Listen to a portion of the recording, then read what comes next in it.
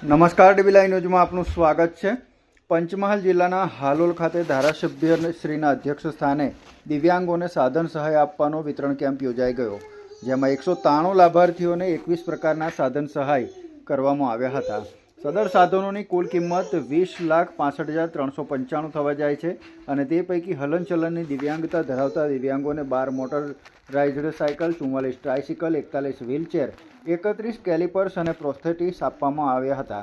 આંખોની ખામીવાળા દિવ્યાંગોને 35 walking stick, 3 Braille can, 2 Braille kit, 20 Sugamya can, smartphone તેમજ વિથ સ્ક્રીન રીડિંગ આપવામાં આવનાર છે અને બધિરતાની દિવ્યાંગતા ધરાવતા દિવ્યાંગોને 46 હિયરિંગ એડ આપવામાં આવ્યા હતા। માનસિક રીતે દિવ્યાંગતા ધરાવતા દિવ્યાંગોને 10 CPER, અલગ અલગ દિવ્યાંગતા ધરાવતા અલગ અલગ સાધન સહાયવાળા હાલોલ તેમજ જાંબુઘોડા તાલુકાના 10 લાભાર્થીઓને પસંદ કરવામાં આવેલ, જેઓને સ્ટેજ ઉપરથી ઉપસ્થિત હાલોલના ધારાસભ્ય જયદ્રથસિંહ પરમારના હસ્તે તેમજ પ્રાંત અધિકારી વિઠાણી સાહેબ તેમજ તાલુકા પંચાયત પ્રમુખ, સમાજ સુરક્ષા અધિકારી અને બાળ સુરક્ષા અધિકારી વગેરે મહાનુભાવોના વરદ હસ્તે આદર્શ નિવાસી શાળા હાલોલ ખાતે સાધન સહાય કેમ્પનું વિતરણ રાખવામાં આવ્યું હતું।